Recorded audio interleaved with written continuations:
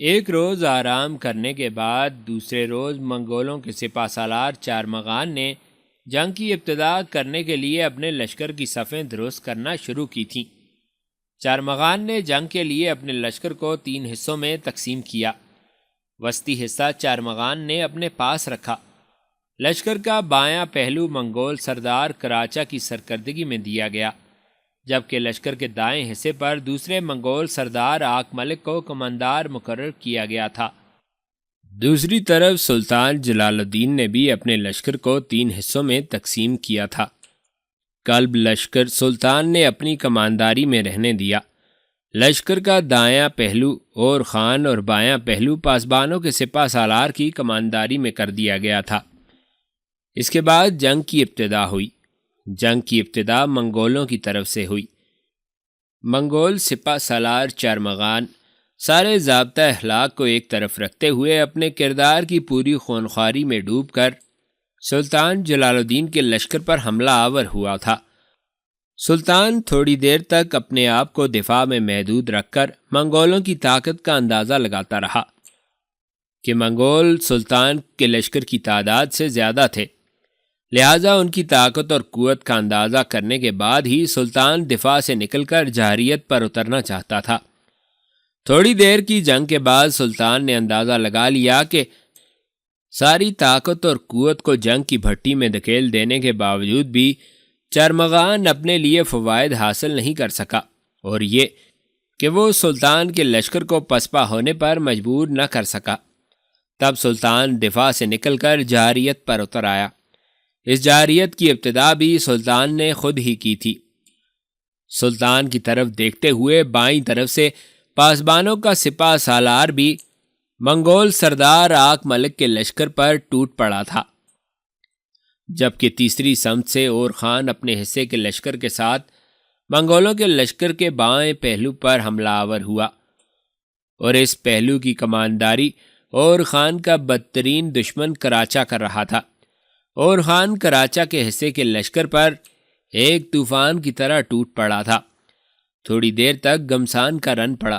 جنگ جب اپنے عروج پر آئی تو منگولوں کا وہ لشکر جو درے میں گھات میں بیٹھا ہوا تھا، درے سے نکل کر پہلے وسیع وادیوں میں داخل ہوا، پھر اس درے کی طرف بڑھا جس سے نکل کر وہ سلطان جلال الدین کے لشکر کی پشت کی طرف سے حملہ آور ہو سکتا تھا۔ منگولوں کا یہ لشکر جو ہی کھلی وادیوں سے دوسرے درے میں داخل ہوا، ان پر ایک قیامت ٹوٹ پڑی، کیونکہ درے کے دونوں جانب سے کوہستانی سلسلے کے اوپر ان پر تیروں کی ایسی برسات ہوئی کہ بے شمار گھوڑے اور لشکری زمین بوس ہو گئے۔ جو اس تیر اندازی سے بچے وہ اپنے گھوڑوں کو افراتفری کے عالم میں موڑتے ہوئے واپس بھاگے، پر اتنی دیر تک پھر ان پر تیروں کی بوچھاڑ آئی، اور ان میں سے صرف چند ایک ہی اپنی جانیں بچا کر بھاگ نکلنے میں کامیاب ہوئے۔ باقی سب کو اس کوہستانی سلسلے کے اوپر گھات میں بیٹھے ہوئے سلطان جلال الدین کے لشکریوں نے اپنے تیروں سے چھید کے رکھ دیا تھا۔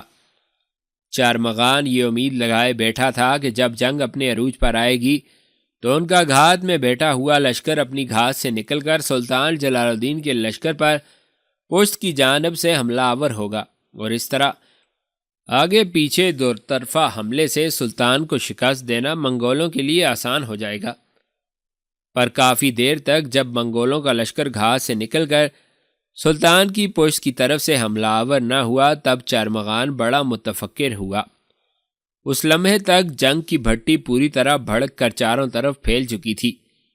پھر اس پھیلتی ہوئی آگ میں منگولوں کے بائیں حصے کا سالار کراچا اور خان کے ہاتھوں مارا گیا، جبکہ منگولوں کے دائیں پہلو کے کماندار آک ملک کو پاسبانوں کے سپہ سالار نے موت کے گھاٹ اتار دیا۔ اپنے دونوں کمانداروں کے قتل پر چارمغان کے دائیں اور بائیں پہلو میں کام کرنے والے منگول مکمل طور پر افراتفری کا شکار ہو گئے تھے، اس لیے کہ جنگ میں ان کی کوئی کمانداری اور رہبری کرنے والا نہ تھا۔ ایسے موقع پر سلطان جلال الدین اور خان اور پاسبانوں کے سپہ سالار نے اور زیادہ تندی اور تیزی کے ساتھ منگولوں پر حملہ آور ہونا شروع کر دیا، جس کے نتیجے میں سلطان جلال الدین کے سامنے منگولوں کی حالت فضائے بسیط میں رخصت ہوتی شب کی آخری سانسوں جیسی ہو کر رہ گئی تھی۔ کراچا اور آک ملک کے مر جانے کے بعد چارمغان کے لیے بڑا مشکل ہو رہا تھا کہ وہ اپنے لشکر کو سنبھالتا، اور پھر مزید یہ کہ 3 اطراف سے سلطان جلال الدین اور خان اور پاسبانوں کے سپہ سالار نے ایک طرح سے منگولوں کا قتل عام شروع کر دیا تھا۔ چارمغان نے جب دیکھا کہ لمحہ بلمحہ سلطان جلال الدین اور اس کے سالار اس کے لشکر کو کاٹتے ہوئے بڑی تیزی سے اس کی تعداد کم کرتے چلے جا رہے ہیں، تو اس نے شکست قبول کرتے ہوئے اپنے لشکر کو پسبائی کا حکم دیا۔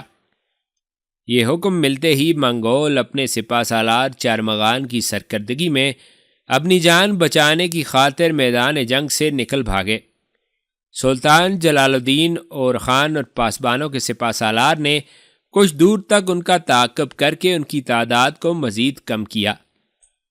پھر وہ اس جگہ آئے جہاں جنگ ہوئی تھی، اور وہاں انہوں نے منگولوں کے پڑاؤ کی ہر چیز پر قبضہ کر لیا تھا۔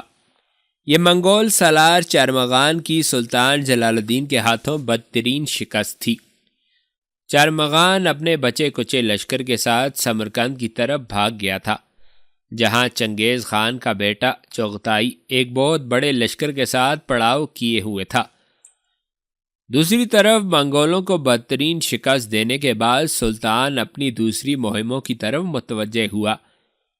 سب سے پہلے سلطان نے اپنی بیوی کے فریاد کرنے پر خوی شہر کا رخ کیا۔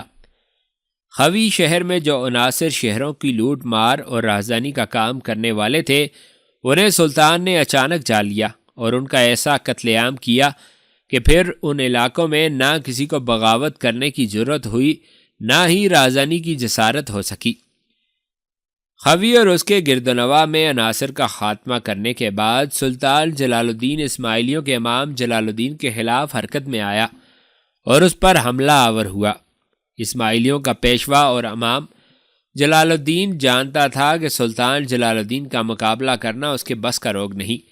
اس نے صلح کی بڑی درخواست کی، لیکن سلطان نے اس کی ہر درخواست کو ٹھکراتے ہوئے اس کے قلعوں پر حملہ آور ہونا شروع کر دیا، یہاں تک کہ سلطان نے قلعہ الموت کو چھوڑ کر اسماعیلیوں کے سارے قلعوں کو فتح کر کے اپنے مقبوضہ جات میں شامل کر لیا۔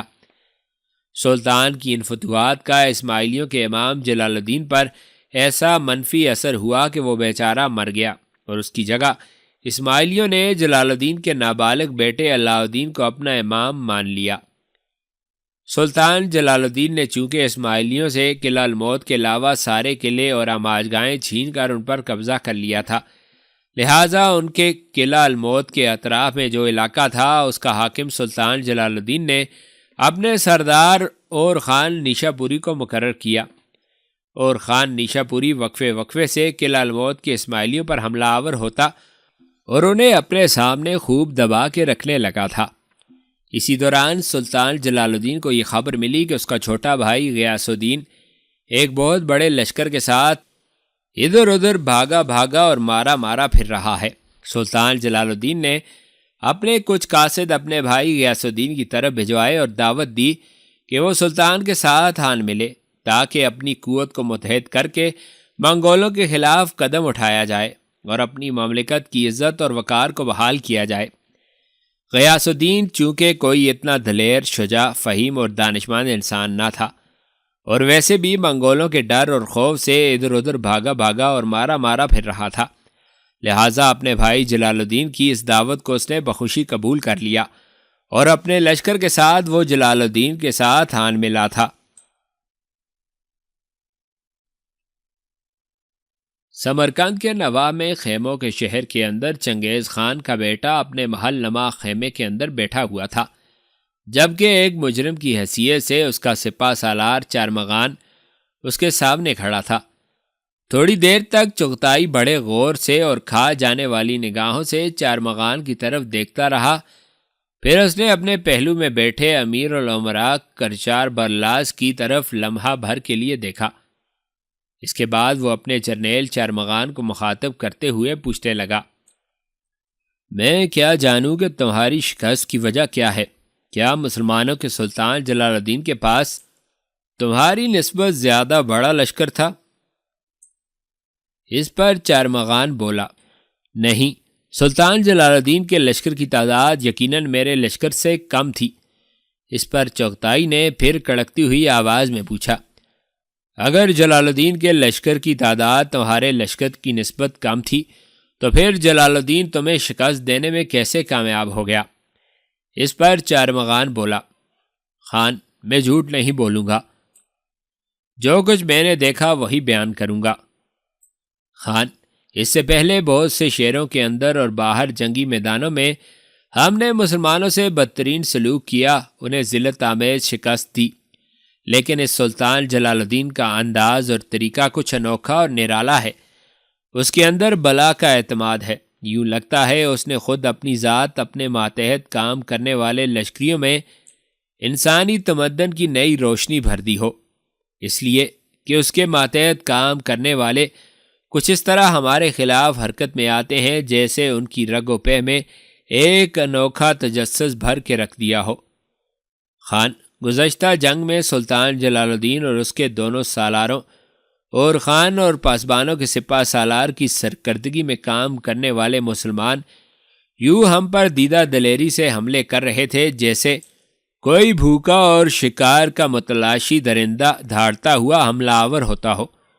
سلطان جلال الدین اور اس کے سپہ سالاروں کے اس حملے میں ایک استحجاب آمیز کیفیت تھی، وہ ہم پر وقت کے دائروں میں مقید آرزوؤں کے رشتے لہو کی طرح حملہ آور ہوتے رہے۔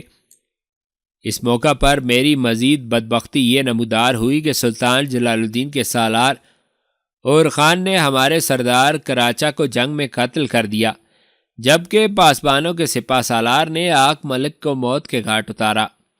اپنے ان دونوں سرداروں کے مرنے کی وجہ سے ہمارے لشکریوں کی ساری خود اعتمادی، سارے حربے ناکام ہو گئے تھے، جس کا نتیجہ یہ نکلا کہ مسلمانوں نے زوردار حملے کرتے ہوئے ہمارے لشکر کی حالت بدتر کر دی تھی، اور پھر جلد ہی ہمیں ذلت آمیز شکست کا سامنا کرنا پڑا۔ یہاں تک کہنے کے بعد چارمغان جب خاموش ہوا تو چغتائی نے اسے کھا جانے والی نگاہوں سے دیکھا۔ پھر دوبارہ اس نے پوچھا، اور وہ دوسرا لشکر جو تمہاری مدد کے لیے گھات میں بٹھایا گیا تھا اس کا کیا بنا؟ اس پر چارمغان بڑی بے بسی کا اظہار کرتے ہوئے کہنے لگا، دیکھ خان، جنگ کے دوران تک مجھے اس لشکر کی کچھ خبر نہ تھی، تاہم جنگ کے بعد کچھ مخبروں نے مجھے بتایا کہ اس لشکر کا علم جلال الدین کو پہلے ہی ہو گیا تھا، لہٰذا اس نے اپنے لشکر کا ایک حصہ اس کے تعاقب میں لگا دیا تھا۔ جو ہی ہمارا وہ لشکر ایک درے کے پاس سے گزرنے لگا، اوپر سے سلطان جلال الدین کے لشکریوں نے اس پر ایسی تیر اندازی کی کہ ان میں سے اکثر کو موت کے گھاٹ اتار دیا، بہت کم کو اپنی جانیں بچانا نصیب ہوا، اور جو جانیں بچا سکے وہ اس وقت ہم سے آ ملے جب ہم شکست کھانے کے بعد سمرقند کی طرف بھاگ رہے تھے۔ یہاں تک کہنے کے بعد جب چارمغان خاموش ہوا، چغتائی بھی کچھ دیر خاموش رہ کر کچھ فیصلہ کرتا رہا، پھر چارمغان کو مخاطب کر کے کہنے لگا، چارمغان، مجھے تمہاری یہ ذلت آمیز شکست کا انتہائی صدمہ ہوا ہے، بہرحال ہم مسلمانوں کو یوں نہیں رہنے دیں گے، ہم جلال الدین سے اپنی شکست کا انتقام ضرور لیں گے۔ تم ابھی اور اسی وقت جنگ کی تیاریاں شروع کرو، چند یوم تک میں خود اپنے لشکر کی کمانداری کرتے ہوئے سلطان جلال الدین پر حملہ آور ہوں گا، پھر میں دیکھوں گا وہ کیسے منگولوں کو شکست دینے میں کامیاب ہوتا ہے۔ اب تم جاؤ، جا کر آرام کرو۔ اس کے ساتھ ہی چارمغان چغتائی کے خیمے سے نکل گیا۔ چارمغان کے جانے کے بعد چغتائی نے اپنے قریب ہی لکڑی کے ایک چوکٹے کے ساتھ بندھے ہوئے پیتل کے تشت پر لکڑی کی ہتھوڑی زور سے دے ماری، جس کی آواز پورے خیمے میں گونجی۔ یہ آواز سنتے ہی خیمے کے باہر پہرا دینے والا ایک محافظ بھاگا بھاگا اندر آیا اور گردن جھکا کر چغتائی کے سامنے کھڑا ہو گیا۔ چغتائی نے تھوڑی دیر تک غور سے اسے دیکھا، پھر وہ تحکمانہ انداز میں اسے مخاطب کرتے ہوئے کہنے لگا، سودائی کی بیٹی تیان کو بلا کر میرے پاس لاؤ۔ جواب میں اس پہرے دار نے ایک بار پھر اپنی گردن چغتائی کے سامنے خم کی، پھر وہ مڑا اور خیمے سے نکل گیا۔ تھوڑی ہی دیر بعد چغتائی کے خیمے میں تیان داخل ہوئی۔ اسے اپنے خیمے میں دیکھتے ہوئے چغتائی نے اپنے سامنے چمڑے کی ایک تخت کی طرف اشارہ کیا اور بیٹھنے کو کہا۔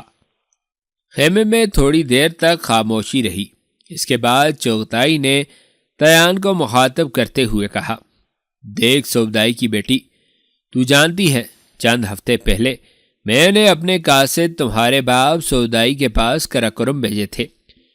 اسے میں نے یہ اطلاع کی تھی کہ تم مل چکی ہو، اور یہ کہ میں تمہاری شادی ایک مسلمان جوان اور خان کے بجائے اپنے جرنیل چارمغان کے ساتھ کرنا چاہتا ہوں، جو دل و جان سے تمہیں پسند بھی کرتا ہے۔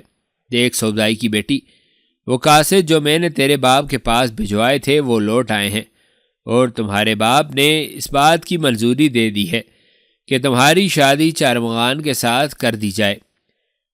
اس پر تیان تڑپ کر بولی، اگر میں چارمغان کے ساتھ شادی کرنے سے انکار کر دوں تب؟ تیان کے یہ الفاظ سن کر غصے میں چغتائی کی حالت شعلوں کی لپک جیسی ہو کر رہ گئی تھی۔ اس کے چہرے پر غصہ اور غضبناکی کے تاثرات صاف نظر آنے لگے تھے، اور وہ عجیب سے دلدوز طریقے سے تیان کی طرف دیکھنے لگا تھا۔ پھر وہ سحر البیان کی طرح بولا اور کہنے لگا، دیکھ سوبدائی کی بیٹی، تو جانتی ہے کہ منگول قانون میں اپنے حکمران اور خان کے سامنے ایسے سوالوں کا کیا جواب دیا جاتا ہے۔ تو چونکہ سوبدائی کی بیٹی ہے اور سوبدائی کا مقام، اس کا درجہ ہمارے باپ کے ہاں بڑا اعلیٰ و عرفہ ہے، لہٰذا میں تیرے ساتھ سختی نہیں کرنا چاہتا۔ تاہم میں تجھ پر واضح کر دوں کہ یہ شادی بہرحال ہو کر رہے گی۔ یہاں تک کہنے کے بعد چغتائی تھوڑی دیر کے لیے چپ ہو گیا۔ لگتا تھا وہ کوئی عجیب سی سوچوں میں گم ہو گیا ہے، جبکہ اس کے سامنے تیان بیچاری اداس ہو چکی تھی۔ تھوڑی دیر کی خاموشی کے بعد چغتائی پھر بولا اور تیان کو مخاطب کر کے کہنے لگا، سن سوبدائی کی بیٹی، تیرے متعلق میں نے آخری فیصلہ یہ کیا ہے کہ تجھے میں آج رات تک کی مہلت دیتا ہوں۔ اگر تو چارمغان کے ساتھ شادی پر رضامند ہو جائے تو کل صبح ہی صبح چارمغان کے ساتھ تیری شادی کر دی جائے گی، اور اگر تو کل صبح بھی چارمغان کے ساتھ شادی سے انکار کر دے تب تو یہ بات اپنے دل پر لکھ کر رکھ کہ تیری گردن کاٹ دی جائے گی۔ اب تو جا سکتی ہے۔ تیان نے چغتائی کی اس گفتگو اور فیصلے کا کوئی جواب نہ دیا۔ اپنی جگہ سے وہ اٹھی اور چپ چاپ چغتائی کے خیمے سے نکل گئی۔ تیان کے جانے کے بعد چغتائی نے اپنے پہرے دار کو بلایا۔ جب وہ آیا تو بڑی رازداری کے ساتھ چغتائی نے اس کے کان میں کچھ کہا، جس کے جواب میں وہ پہرے دار نکل گیا، اور تھوڑی دیر بعد جس خیمے میں تیان کو رکھا گیا تھا اس کے دونوں طرف پہرے دار کھڑے کر دیے گئے، شاید اس احتیاط کے تحت کہ تیان کہیں بھاگنے نہ پائے۔ آنے والی رات تیان کے لیے بڑی بھاری، بڑی پریشان کن تھی۔ وہ پوری رات سو نہ سکی تھی، بس اپنے خیمے میں بیٹھ کر اور خان اور اس کی یادوں میں کھوئی رہی۔ رات جب آدھی سے زیادہ گزر گئی اور تیان ابھی تک ان سوچوں سے نبرد آزما تھی کہ وہ چونک سی پڑی، اس لیے کہ خیمے کا ایک پردہ ہٹا اور کسی نے ایک پوٹلی خیمے کے اندر بالکل اس جگہ پھینکی تھی جس جگہ تیان لیٹی ہوئی تھی۔ یہ صورتحال دیکھتے ہوئے تیان اپنی جگہ سے اٹھ کھڑی ہوئی۔ پوٹلی کو پکڑ کر وہ خیمے کے اندر جلتی ہوئی چھوٹی سی مشل کے قریب آ گئی۔ اس نے پوٹلی کو کھول کر دیکھا، اس میں منگول سپاہی کا ایک لباس تھا، اور اس لباس کے اندر ایک کاغذ لپٹا ہوا تھا۔ کانپتے ہاتھوں سے جلدی جلدی تیان نے اس کاغذ کی تہ کھولی اور اس نے دیکھا کاغذ پر ایک تحریر تھی، لہٰذا تیان بڑی تیزی سے اس تحریر کو پڑھنے لگی تھی۔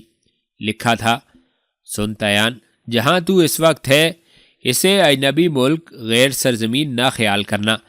اب تیرا تعلق ان سرزمینوں سے ہے، ہم تجھے ڈال سے بچھڑی ہوئی کونج نہیں بننے دیں گے، بلکہ ہر وقت تیری حفاظت کریں گے، تیرا دفاع کریں گے۔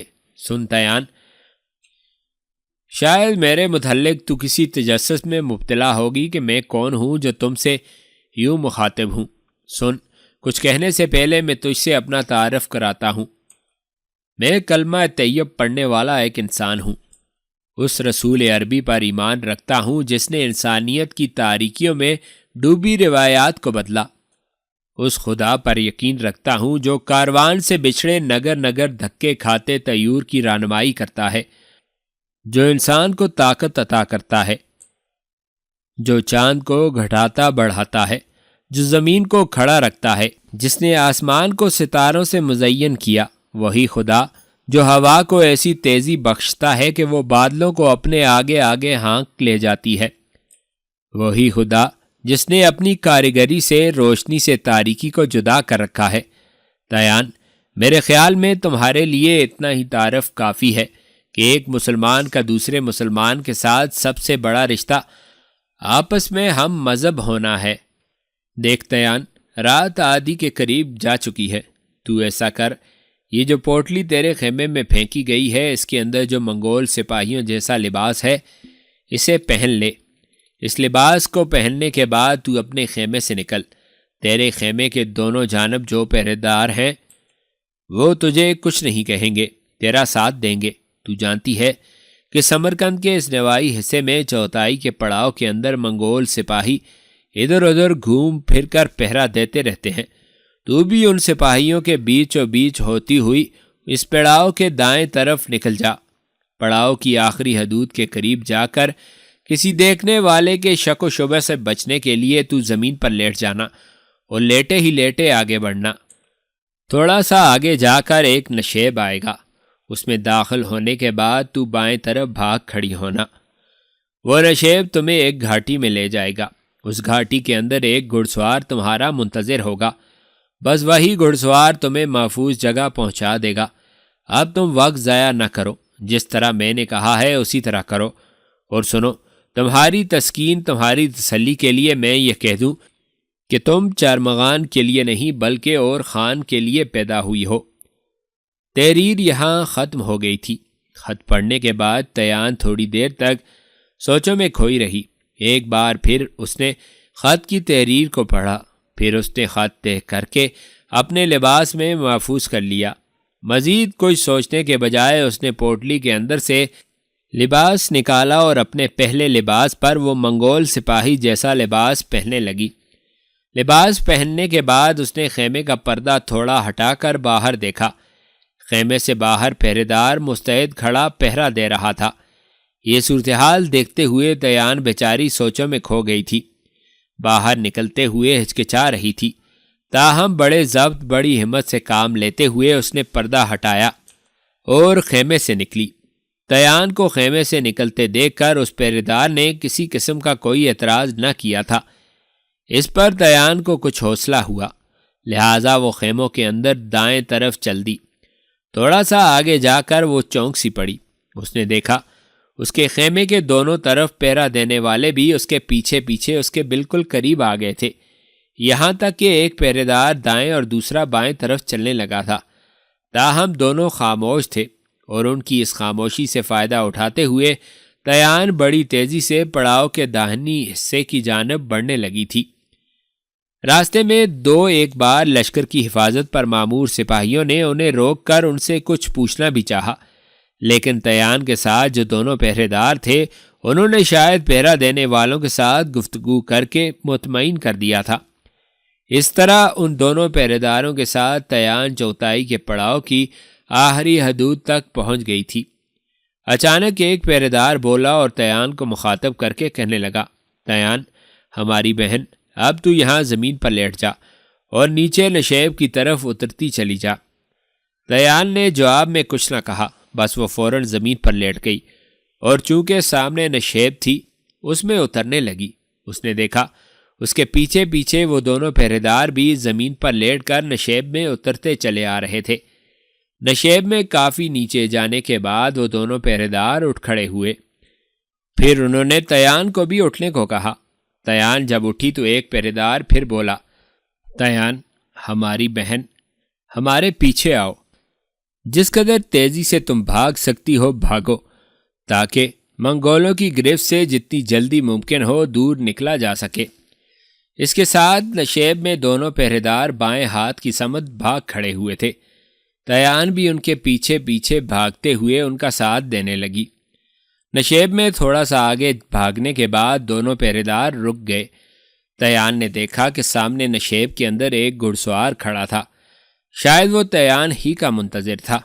تیان کے ساتھ آنے والے دونوں پہرے دار ایک گھاٹی کے اندر گھسے اور پھر وہ دونوں ایک ایک گھوڑا پکڑ لائے۔ شاید وہ اپنے گھوڑوں کو وہاں کھڑے کر کے گئے تھے۔ پھر پہرے دار بولا اور تیان کو مخاطب کر کے کہنے لگا، تیان، ہماری بہن، وہ جو سوار سامنے کھڑا ہے اس کے پیچھے جا کر بیٹھ جاؤ تاکہ یہاں سے بھاگ جائے، ورنہ خطرات ہمارے سروں پر منڈلاتے رہیں گے۔ تیان چپ چاپ سامنے کھڑے سوار کی طرف بڑھی۔ جب وہ سوار کے نزدیک گئی تو سوار ایک جست کے ساتھ اپنے گھوڑے سے نیچے اتر گیا۔ پھر اس کی انتہائی سریلی آواز سنائی دی، تیان، میری بہن، تم گھوڑے پر میرے پیچھے بیٹھو اور جلدی کرو تاکہ یہاں سے کوچ کیا جائے۔ تیان نے اندازہ لگایا اسے مخاطب کرنے والی کوئی نوجوان لڑکی تھی جس کی آواز میں بڑی مٹھاس اور شیرینی تھی۔ یہ جان کر کہ وہ ایک عورت سوار کے پیچھے بیٹھ رہی ہے، تیان کسی قدر مطمئن ہو گئی تھی۔ پھر وہ منہ سے کچھ کہے بغیر آگے بڑھ کر گھوڑے پر بیٹھ گئی۔ لڑکی جو گھوڑے سے اتری تھی وہ بھی پاؤں رکاب میں جما کر گھوڑے پر بیٹھ گئی۔ پھر اس نے گھوڑے کو ایڑ لگا کر سرپٹ ایک سمت دوڑا دیا تھا، جبکہ دونوں پہرے دار بھی ان کے پیچھے پیچھے اپنے گھوڑوں کو سرپٹ دوڑا رہے تھے۔ گھوڑے سرپٹ دوڑتے رہے یہاں تک کہ صبح ہو گئی۔ صبح کے وقت وہ سوار لڑکی، تیان اور دونوں محافظ ایک کوہستانی سلسلے میں داخل ہوئے۔ تھوڑی دیر تک کوہستانی سلسلے میں ادھر ادھر اپنے گھوڑوں کو بھگاتے رہے، پھر ایک غار میں داخل ہوئے۔ اس غار میں داخل ہوتے ہوئے تیان بڑی گھبراہٹ اور پریشانی کا شکار تھی۔ غار میں جا کر جس لڑکی کے گھوڑے کے پیچھے تیان بیٹھی ہوئی تھی وہ لڑکی نیچے اتر گئی۔ تیان بھی چھلانگ لگا کر گھوڑے سے اتر گئی۔ دونوں محافظ کسی دوسری سمت نکل گئے تھے۔ تیان نے اس کوہستانی غار کا جائزہ لیا، پھر اس سوار لڑکی کو مخاطب کر کے پوچھنے لگی، کیا میں جان سکتی ہوں کہ تم کون ہو اور یہ کون سا غار ہے جہاں مجھے لایا گیا ہے؟ اس پر وہ سوار لڑکی بڑے مطمئن انداز میں بولی، دیکھ تیان، میری بہن، تو مطمئن رہے، یوں جان کہ تو پرایوں میں نہیں اپنوں میں ہے، یوں سمجھ کہ تو اپنی بہن کے ساتھ ایک غار میں ہے۔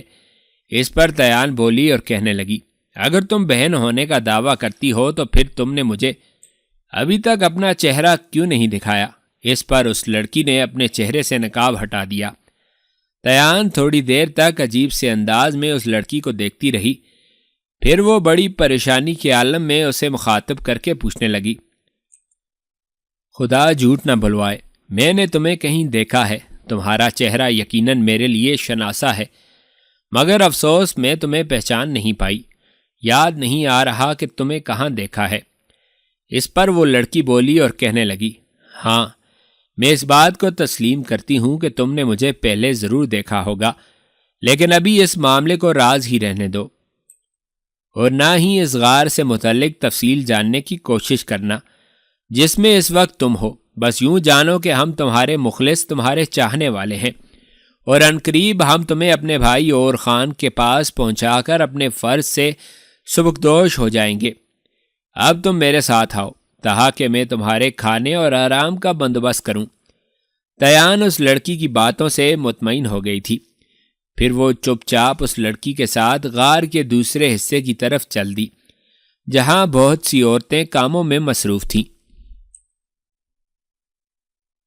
منگولوں کے سپہ سالار چارمغان کو شکست دینے، اسماعیلیوں کے قلعوں پر قبضہ کرنے اور کچھ دیگر مقام پر باغیوں کے سر اٹھانے اور بغاوت فروغ کرنے ہر کام سے فارغ ہونے کے بعد سلطان نے تبریز شہر کے نواح میں اپنے لشکر کے ساتھ پڑاؤ کر رکھا تھا، اور خان سلطان کے ساتھ جبکہ پاسبانوں کا سپہ سالار گزشتہ جنگوں میں حاصل ہونے والے اپنے حصے کے سامان کو اپنے مستقر میں پہنچانے کے لیے جا چکا تھا۔ ایک روز سلطان جلال الدین اپنے خیمے میں بیٹھا اور خان کے ساتھ محو گفتگو تھا کہ اس کا ایک مخبر اندر آیا۔ اس کی آمد پر سلطان جلال الدین اور خان دونوں چونک پڑے۔ مخبر سلطان کے سامنے آن کھڑا ہوا اور بڑی عقیدت اور ارادت مندی میں جلال الدین کو مخاطب کر کے کہنے لگا،